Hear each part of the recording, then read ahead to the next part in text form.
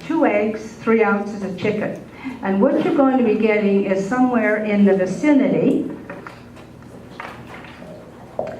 of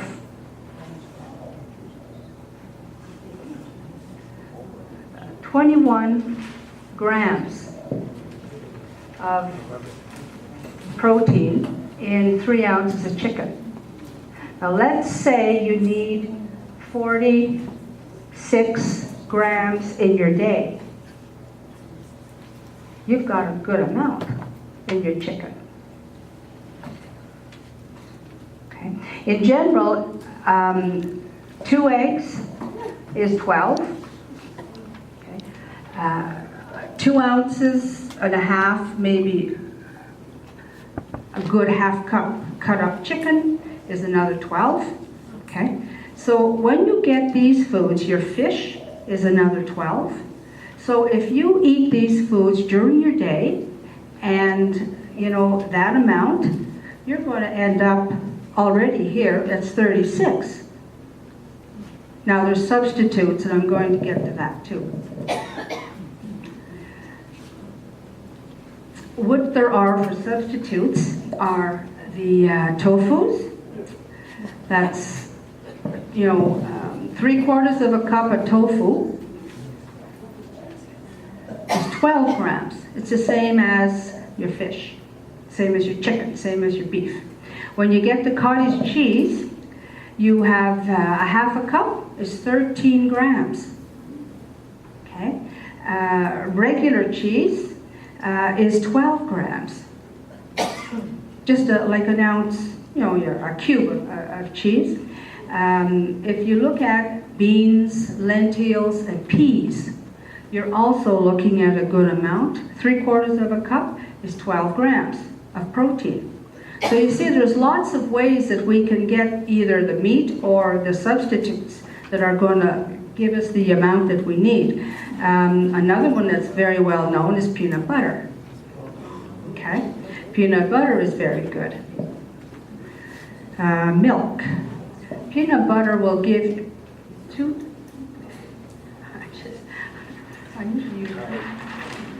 two tablespoons of peanut butter will give you 4 grams.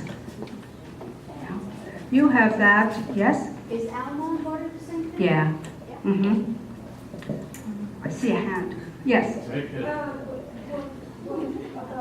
it weight or the raw? Or the weight for the meat protein? Or you have to put weight? Oh no, it's cooked weight. Yeah.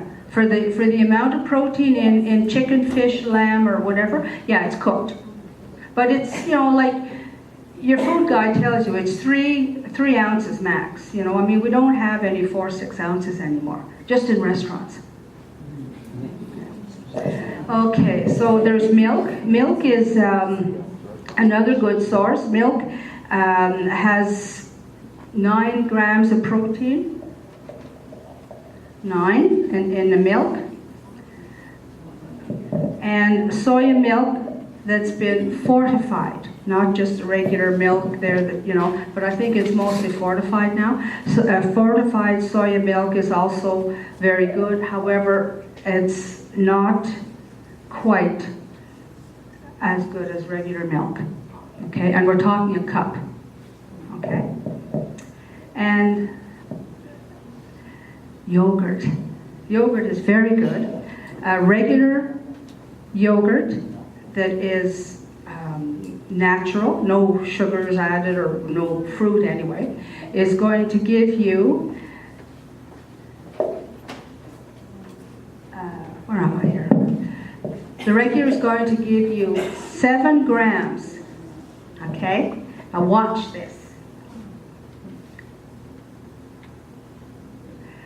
Greek yogurt will give you, for the same amount, which is 3/4 of a cup,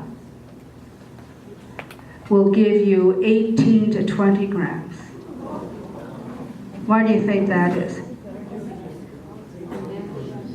It's a denser, the processing, it's denser. So there's more, there's more protein in it. Now, other foods that offer you also protein are bread will give you 4 grams, cold cereal will give you 3 grams, hot cereals 4, pasta, rice 3 grams, veggies, and a cup of lettuce, 2 grams. So you can see that your basic protein sources are your meats and substitutes, your fish, your eggs, your tofus, yogurts, dairy products, okay? Now, I put this in because I thought it was really cute. It's different portions. How do you know how much you should be eating? Okay, well, we know numbers, but we don't know, what does it look like? So if we use the tip of our thumb, where am I here? If we use the tip of our thumb, that's equivalent, the tip, that's equivalent to a teaspoon. So that's good for your oil, your margarine, that kind of thing, okay? That's how you can measure it.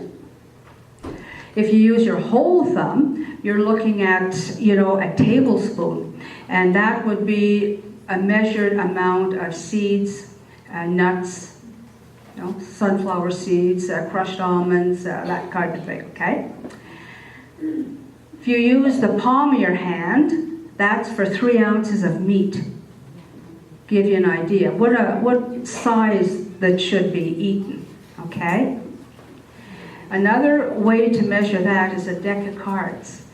That's the size of a deck of cards is about the size of 3 ounces of meat, okay? And the last one is a fist, and a fist is equivalent to a cup. Now, the cup would be 2 servings of starches, 2 servings of fruit, or some other vegetable, okay? You okay with that? Okay. Now, we're going to look at calcium. Calcium, I don't know how much, you get of calcium in a day, but your calcium is basically in your dairy products, right? Yeah. That's where it is easiest to absorb. Now, until we're 30, 35, we eat all kinds of things. We drink milk or whatever. All of that calcium in those foods go directly into our bones. Once we reach 35, we can't bank it anymore. We can only withdraw. And that's why basically we end up with, as we age, getting problems with our bones. Because we cannot maintain, if we never eat calcium or drink calcium, like our bones are really going to suffer. So that in itself, I thought, was extremely important. The importance of maintaining a calcium source in our diet. Does everybody drink milk pretty well? Are there people that don't drink milk? Is it by choice? By choice, yeah, okay. At that point, you'll have to look then at some kind of substitute, okay? Yogurts or stuff like that. Yes? If I use a 1% fat milk, it doesn't change anything. That's right. 1% skim milk, any kind of milk. They don't recommend for us the 3.25, because, but skim milk, even half skim and half 2% gives you 1%. So, you can always add and subtract and manage, with that kind of thing, but it doesn't matter. Same thing with the yogurts and the cheeses. We don't want high-fat cheese or yogurt because of cholesterol. But whether it's high-fat or low-fat, we still get the calcium. That's not changed by the fat level. It's the protein in there. Yes? What's this, lately the Canada Food Guide is going to change, and apparently they're eliminating the milk. And I was scandalized at that. Do you know anything, the why and wherefore of that? I hope it's an error. No, I don't know of anything.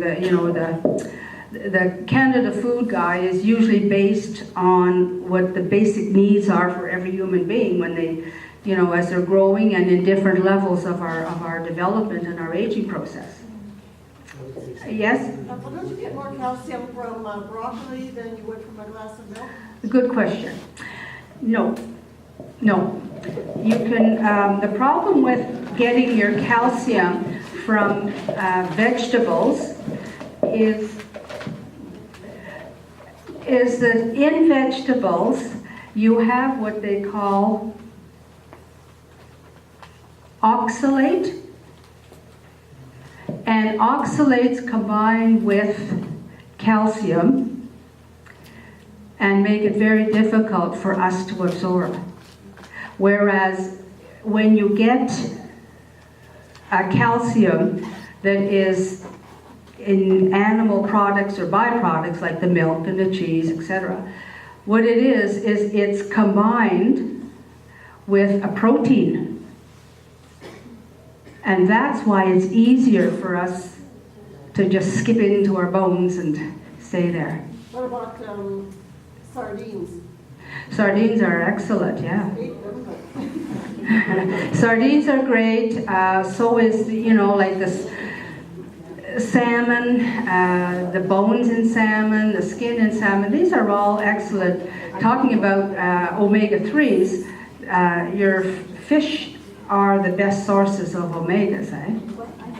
And what about eggs? Anybody buy eggs that have omega-3 eggs? Yeah. Pardon me?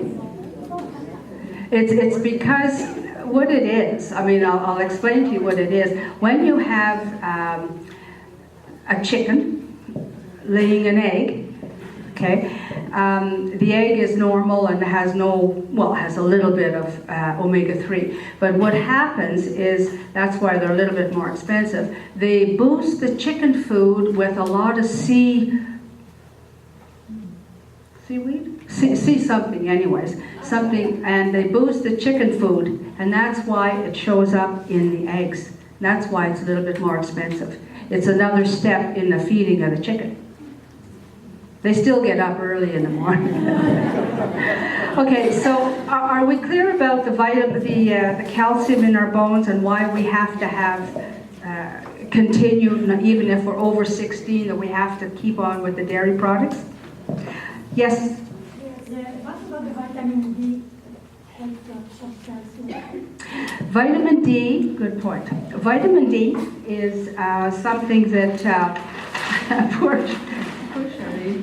vitamin D, this is milk, let's say milk. What was the question? Oh, sorry. The question was vitamin D. How does that relate, and why is it important with calcium?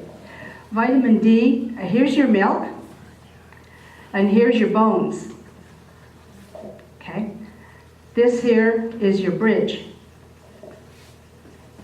Your bridge is vitamin D. That's why, when you have foods that are fortified, your milks are fortified, your yogurts are fortified, that's why, it's important to see that there's vitamin D in it. For your cheeses, they really need that. The calcium needs that bridge. It's just like I said earlier, vitamin C is going to bridge the proteins being absorbed into your body. Everything, works well when it's bridged. Was there another question somewhere? Yes. Having the same breakfast menu for over 40 years, is that a problem? You look good to me. I don't think so. I'm the muffin man. A muffin man. Okay. Yes. What about breakfast cereals? The Cereals. cereals, sure. Cereals are good. They're a good source of carbohydrate. They're a good source. There's protein with cereals. Normally we eat cereals with milk, right? Yeah.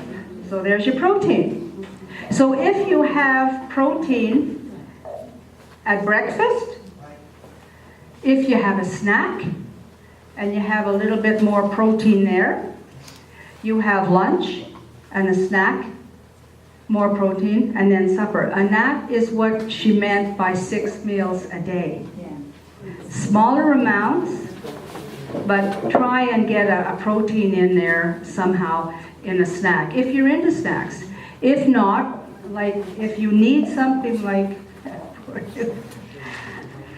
if you need something in the line of, let's say, 48, 49 grams of protein a day, okay, if you're a woman, let's say, you're looking at dividing this here by 3 or by 6, okay, either 3 meals, which will give you 16 grams at breakfast, 16 grams at lunch, and 16 grams at supper. If you add a snack in there, you're looking at 8 and 8 and 8. That's all she meant by eating 6 times a day, you know. Okay? Yes? I have to have a bottle of Ensure with my meal, supper, that sort of time. Should I take it in the morning, breakfast? I'm going to give you some homework. No, weigh out your breakfast, which I think is pretty good with the eggs. You maybe don't need it. Maybe if you don't have a snack, you could take the Ensure or part of the can at snack time. Yeah. So you could take it, you know, maybe 3 or 4 ounces at snack time and in the afternoon. Okay.